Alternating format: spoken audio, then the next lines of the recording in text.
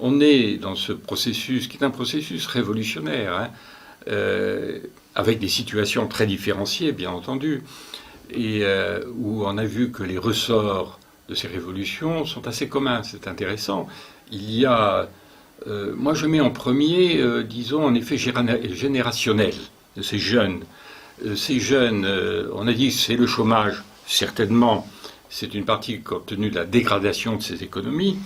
Quand on voit, par exemple, si on prend le cas du Maghreb, l'Algérie, dans la décennie qui vient, aura besoin de créer 400 000 emplois, le Maroc 350 000, la Tunisie 300 000. Et voilà, donc il y a un effet générationnel qui est évident, mais aussi, moi je mets en avant la frustration de cette jeunesse. Comme le disait Samir Kassir, pardon, cet essayiste et journaliste libanais, assassiné en 2008 par les Syriens au Liban, et qui a écrit un livre qui s'appelle Le malheur arabe, pour dire le mal-être est la chose la plus partagée dans les sociétés arabes. Et effectivement, on le trouve partout, on le trouve tel que j'ai pu l'observer quand j'étais en poste en Tunisie. J'avais beaucoup écrit là-dessus.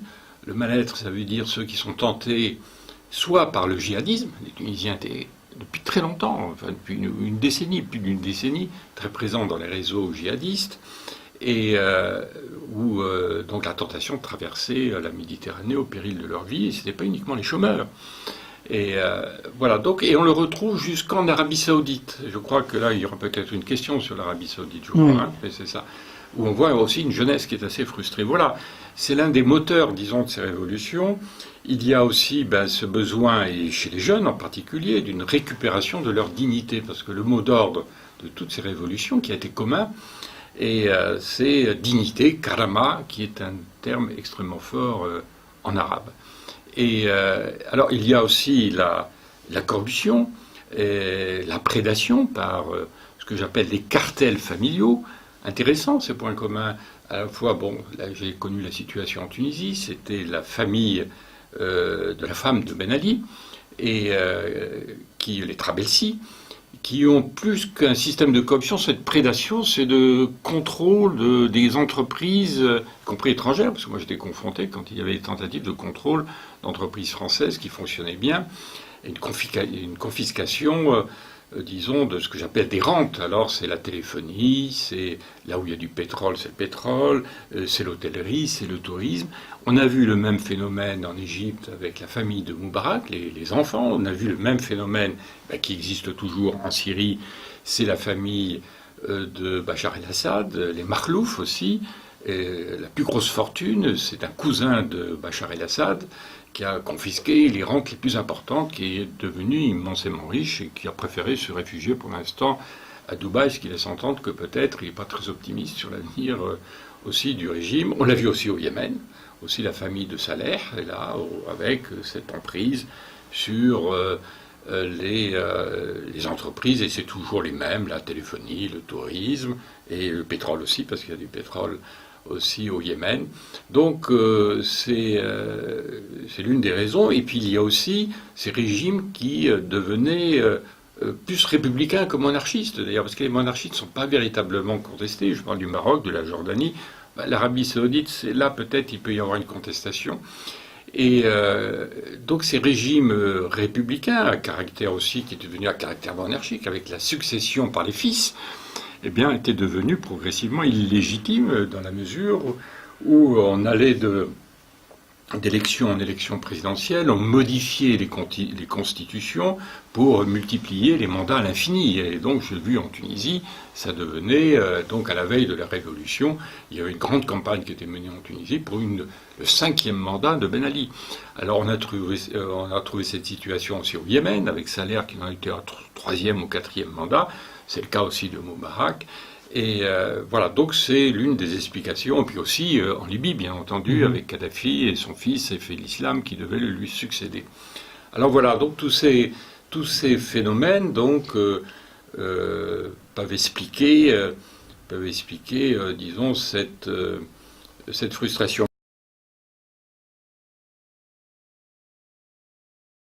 Concernant l'exception tunisienne, comme je le disais, une société qui est homogène, où il n'y a pas véritablement de minorité, il y a une minorité religieuse qu'on appelle les ibadites, mais qui ne posent pas de problème de contestation, qui sont notamment à Djerba, mais qu'on retrouve ces minorités religieuses ibadites, Djebel Nefoussa en Libye, on les retrouve jusqu'à Mascate, puisque le souverain est ibadite. Mais bon voilà, donc ce sont des musulmans très traditionnels, quiétistes, et que l'on ne voit pas dans les réseaux djihadistes.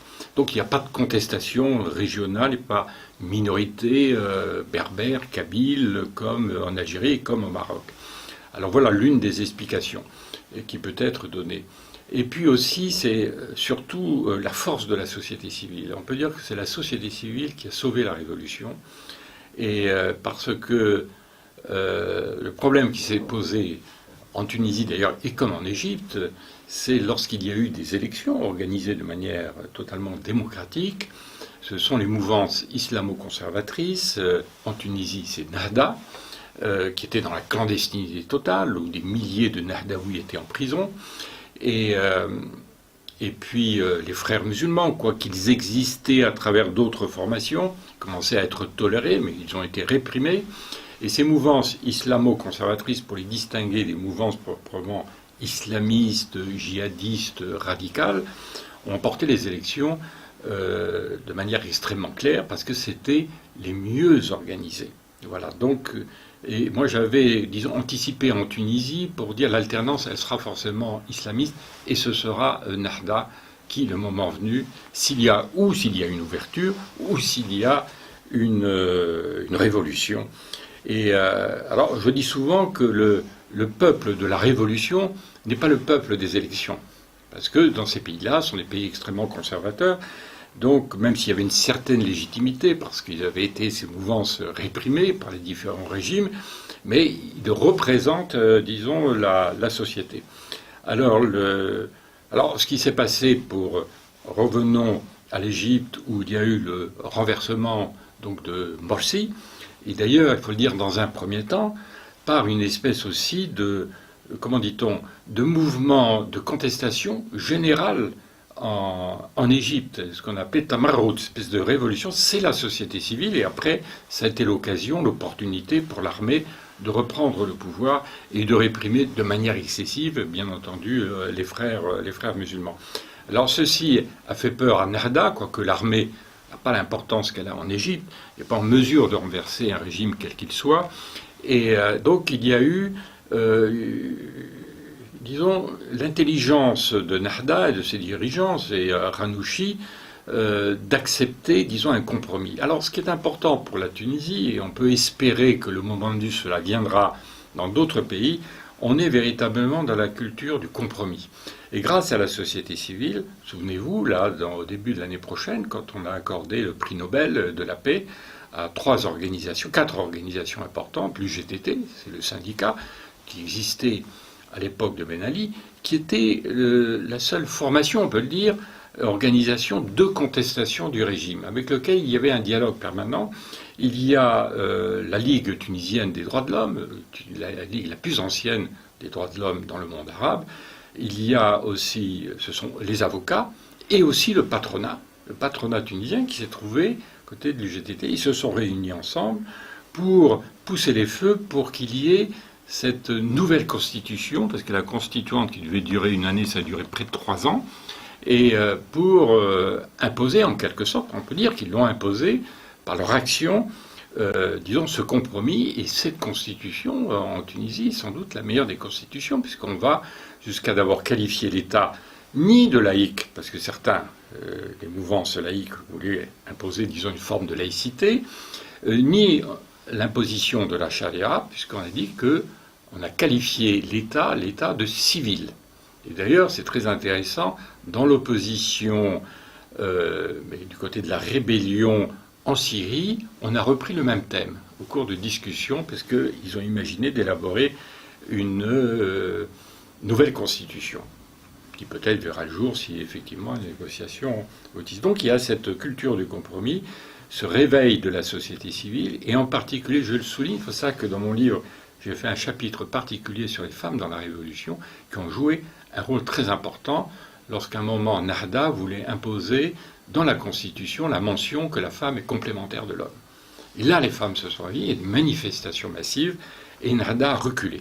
Alors voilà, c'est ce que je dis, la solution de compromis. Bon, il y a quand même une certaine instabilité politique en Tunisie, des grandes difficultés économiques liées notamment à une certaine incompétence à l'époque de Narda, qui a mis dans tous les rouages de l'État des Nardaouis qui n'avaient aucune expérience. C'est pour ça qu'on assiste à un retour, non pas des anciens de l'Ancien Régime, mais du RCD qui était parti État, parce que il y a tout le monde, c'est comme, d'ailleurs en Syrie, on y reviendra, c'est comme en Irak, la grande erreur des Américains, c'est d'avoir dit, c'est la dissolution du parti basse, là il y avait des cadres qu'on pouvait recycler. Alors c'est ce qui est en train de se passer là en Tunisie, ça heurte certains, mais ça permettra très probablement à la Tunisie de sortir de ce marasme économique lié au terrorisme, et notamment le tourisme qui s'est effondré. Alors voilà, donc là, heureusement, la communauté internationale s'est mobilisée, puisqu'il y a une grande réunion qui s'est tenue à Tunis sur le thème La Tunisie 2020, où le Fonds monétaire international, la Banque mondiale, l'Union européenne, la France à titre bilatéral, vont apporter des aides tout à fait importantes. Alors voilà, donc je suis pour la Tunisie, qui peut être un peu le modèle, en quelque sorte, parce que pour revenir à cette constitution tout à fait importante, c'est la seule constitution dans le monde arabe où on parle de liberté de conscience et de croyance. C'est de manière extrêmement claire.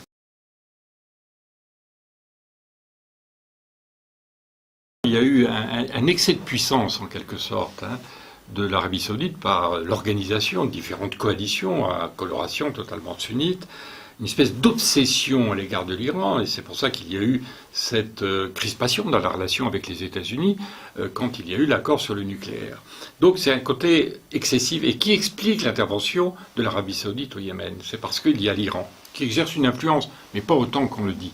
Mais ce qui est inquiétant, c'est autant je pense que l'Iran devient et l'est actuellement un régime responsable, malgré ce côté, disons, très conservateur, bien entendu, mais une société extrêmement moderne, et comme le dit Olivier Roy, largement sécularisée, ce qui n'est pas le cas de l'Arabie saoudite. Ce que je retiens de l'Arabie saoudite et des entretiens auxquels j'avais assisté quand j'étais directeur à Nemo, même le roi Abdallah devant Chirac, disant j'ai un problème avec ma société, c'est une société extrêmement conservatrice qui a du mal à évoluer.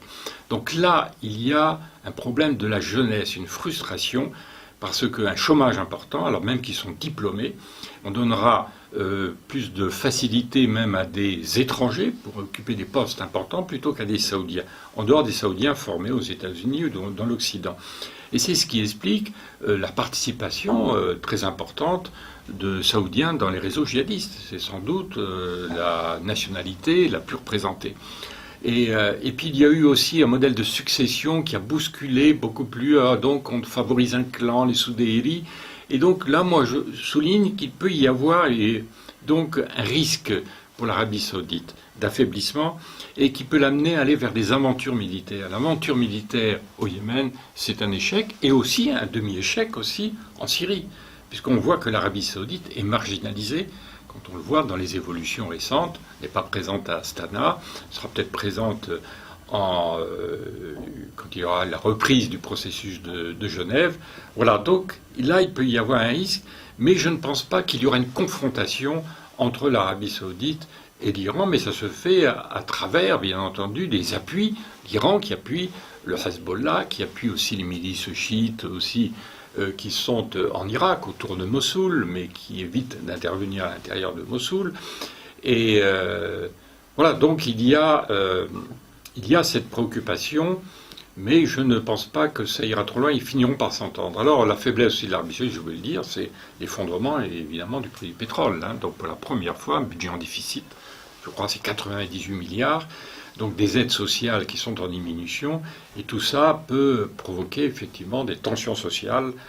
Et puis il y a la minorité chiite, donc plutôt réprimée, qui est importante, c'est plus de 10% je crois de la population, et qui n'est pas sous influence directe de l'Iran. Mais l'Iran, c'est comme au Yémen, n'est pas à l'origine de la révolte houtiste, qui est zaïdite, c'est un mouvement chiite, mais très éloigné du chiisme du haut-décimain.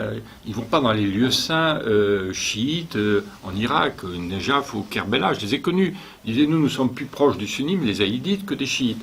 Mais il y a eu une opportunité pour l'Iran d'exercer son influence compte tenu, disons, de l'attitude et du comportement et de l'offensive menée par les Saoudiens contre la rébellion houthiste.